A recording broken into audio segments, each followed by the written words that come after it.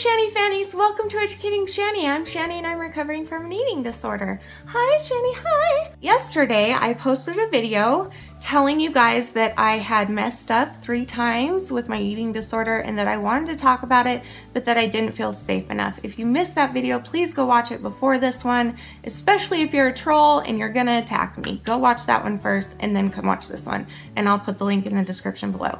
So anyway, if you're seeing this, that means you guys made me feel safe enough to talk about this. So what I'm talking about is that I wanted to talk about the 3 mess ups that I had and why I had them and specifically what happened, which is going to be extremely difficult for me today. I do not want to cry, so I can't cry because I have been holding back my tears for the last day because I've been crying so much about losing my bird that it's making me literally physically sick. Like I'm throwing up like nothing, like I'll get lots of gag reflexes, I get really bad cry grains and stuff like that. So I'm really trying to not feel sicker than I'm already feeling lately. So I'm gonna try not to cry, but I do want to talk about some really serious things. So let's get into it. So the first time that I binged and purged in this house was weird because I don't feel like it was an actual binge and purge, but it was, looking back. Like I didn't binge, I didn't do what I normally do, which is like eat as much as I want, as much as I can until I'm so full that I feel like I'm gonna have a heart attack. Like it wasn't like a normal binge like that for me usually. It was kind of more, and this is super embarrassing, it was kind of more like I did it naturally because every time I've moved into a new place, I've kind of had a little, you know, housewarming break-in purge. That sounds awful, but it's true. Like every time I moved into a new place, even sometimes a new bedroom, it feels natural to me to break it in by binging and purging because that's what I do my whole life, right? But I don't do that anymore, or I haven't. I mean, I got better and then I relapsed when I came here. And so anyway, that was the first time. It was very strange. I didn't binge barely at all. I just ate a normal meal and then I just threw it up because it felt right to me. It wasn't right, but it felt right in how I've been conditioned almost my whole life. So like, it just was weird. That one was really weird. And then the second one is the hardest one to talk about. So, okay. How am I gonna do this? I can't do this without crying. I'm already getting a headache because I can feel the tears welling up inside of me. Rude. Okay, so the second time that I was binging and purging here was the night that my bird died. And I was doing it while she was dying. And I told you guys on Instagram Live, whoever watches that, you know that I was talking about something that I was hating myself for, that I felt like Buddy's death was my fault, and that I hadn't even been able to tell Danny about it yet. And I still have not told Danny about it as of right now. I'm sure by the time I post this, I'm going to tell him because I'm going to tell him tonight. But basically, if you heard the story of how my bird died, I said that I was in bed and I heard her flapping around in a cage, and it was really weird. And she kept staying at the bottom of her cage, and then she'd flap around some more. Later, I figured out that she was having seizures because she was about to die. But she flapped around her cage the first time while I was in my bedroom right next to her, binging. And I had planned it, I had gotten all the food, I just wanted to do it so badly and I couldn't help it. And so I started binging all night, and then she started acting weird. And so when I went and checked on her finally after a couple times, because I thought sometimes she just does that, sometimes that's normal for her. But then after a couple times, I even had the thought in my mind, like, what if she's dying? And what if she's dying because you're binging and purging right now?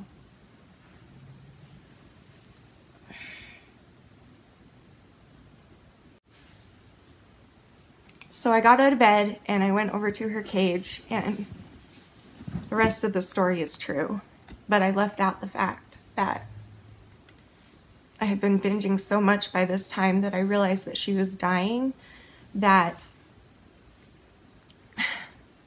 that I could barely walk. I could barely breathe because I was so full. But I knew that she was dying, and I knew that we didn't have a lot of time.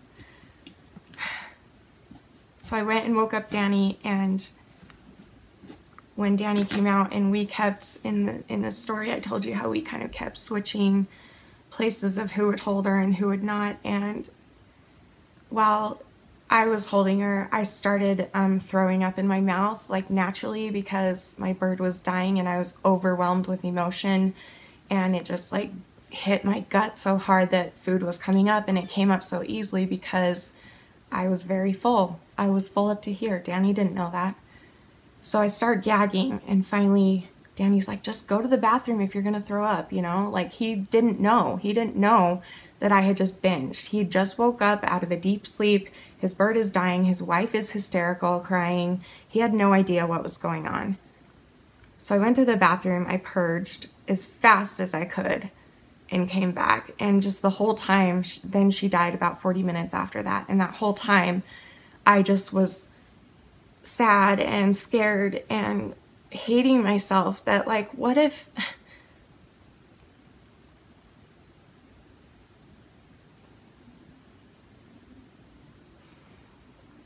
I've always had this nightmare in my head that I've never really talked about with you guys. I've talked about one of them, but I've talked about the one where I have this nightmare where there's a tornado and I have a full stomach because I just binged, and I would purge before the tornado hit my house. That would be the most important thing to me, is to get the food out before the tornado hit my house. And I've told you guys about that before, but I've also had several dreams that while I am basically exactly what happened, I've had that nightmare over and over and over, that I am binging and my bird starts dying. My bird buddy, who is my baby girl, starts dying while I am full. And in the dream also, if I don't go purge it up, if I don't get it out of my system, then I can't even breathe and handle the situation. And that's exactly how it happened for real. And in my dreams, every time after the dream, I'm a very realistic dreamer. When I wake up, I feel like it actually happened, and I've talked to you guys about this too. Like, I have really weird dreams. I predict death sometimes with my dreams. I predict horrible things with my dreams sometimes. It's just weird. I'm very blessed, intuitive. I don't know what the word is, but I don't know. So in the dream, after she would die in the dream, and I did exactly again how it happened in real life, I would go purge and then hold her till she died. In the dream, I would always have some sort of message, either straight from like a leader in my church, or straight from my conscience in my head, or straight from my mom's mouth, or somewhere that I like feel is coming from a good, strong, good place, would always relay to me in the end of those dreams that if I hadn't binged and purged that night, then your baby girl would not have died.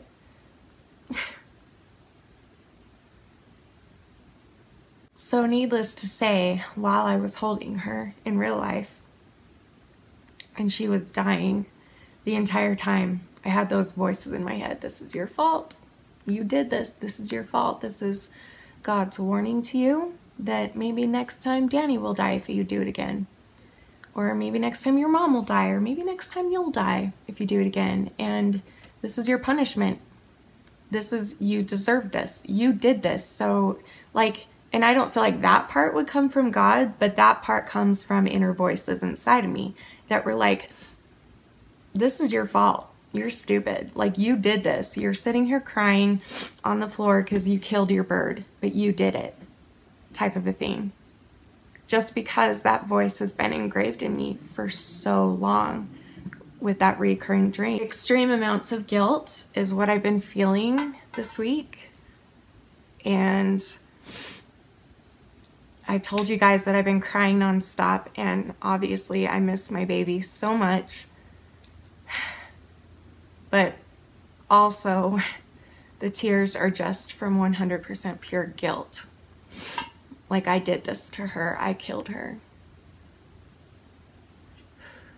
And like, logically, I know that that's not true. And I know that even if she were here right now, she would be like, shut up. I died because I was old and I didn't feel well, and you couldn't tell because you can't tell when birds are about to die. They die very quickly and you don't know. There's not many warning signs. And that's what she would say. She's probably right here sitting on my shoulder laughing at me right now, being like, Mommy, I died because I was old and sick, not because you binge and purge, but still.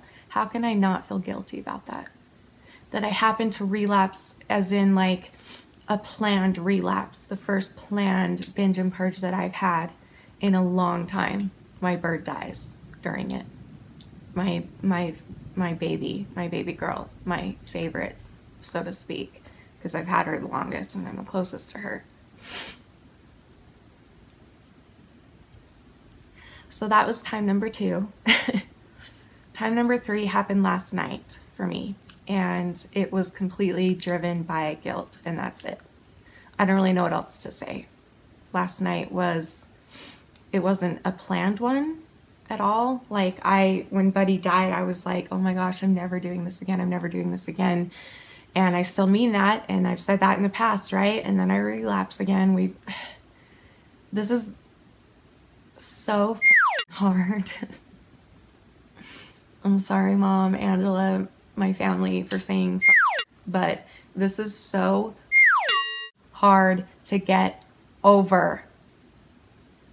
I think I just haven't learned yet how to deal with trauma and change. I feel like I've nailed down like being triggered by people. Like, I used to be super triggered by, like, if my sister or my mom or anybody like that I love and look up to, and I have looked up to my whole life, if they would ever like comment on their body and saying, oh, I've gained weight, I feel so fat, I feel so ugly, blah, blah, blah, that used to trigger me into thinking, well, if you're fat and ugly, then I am, because I'm bigger than you and I'm uglier than you in my mind. So I might as well treat myself horribly and binge and purge and make myself feel better. And that's not their fault. That's my fault. That's not even my fault. That's just part of my eating disorder. And I know that a lot of you understand that. But now that doesn't trigger me. Like, I've worked hard to not let that trigger me anymore, and it doesn't anymore.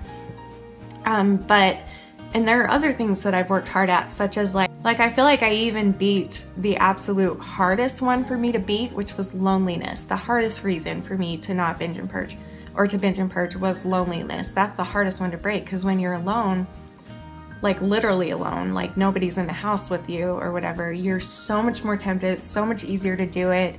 Nobody's gonna know, nobody's gonna care. Like, I even beat that. Like, Danny went out of town for a week, 2 weeks at a time, and I would not binge and purge the whole time. Like, I beat that part of it too. But I don't think I've beat the part of it where I don't know how to deal with grieving, and because I binge and purge when my grandma died too. So grieving and change, I guess. Yeah, so like grieving and change. Like, change has always been hard for me. You can ask my mother. Since I was a baby, change has been the hardest thing in the world for me.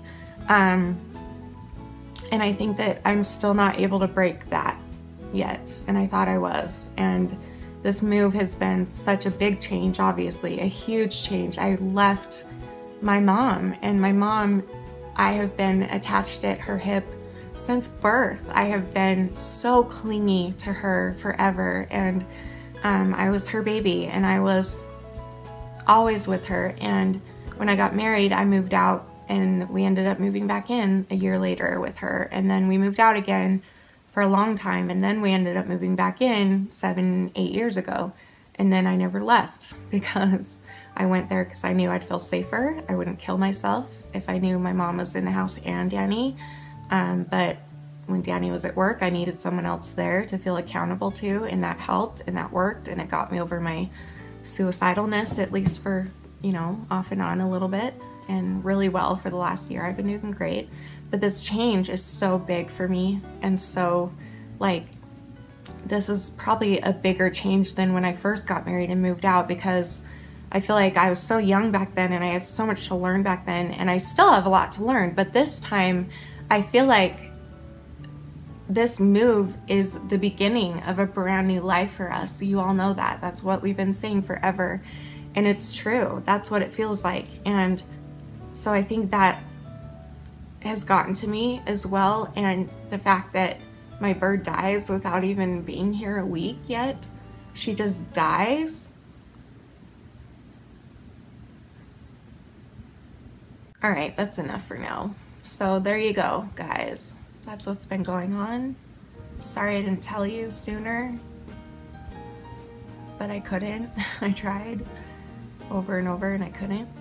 I really appreciate you guys being here for me, and I feel really, really lucky and really blessed to have this platform where I can come on here and help other people, but also know that if I come on here, the majority of you are going to help me through this and uplift me and leave me good comments and things that motivate me to keep on going, and reminders of why I'm doing it and all those things. Like so many people struggling with eating disorders or any addiction don't have that, and I'm so blessed that I have this. I'm really, really trying my best here, and I just need all the love and support I can get right now, so that I can continue to make videos and help you guys. So I'll see you guys tomorrow for another video, and seriously, from the bottom of my heart, remember forever and always that you are beautiful, you are worth it, and talking about this has reminded me that I am too. So I'll see you tomorrow. Thank you for watching. Bye. I love you guys.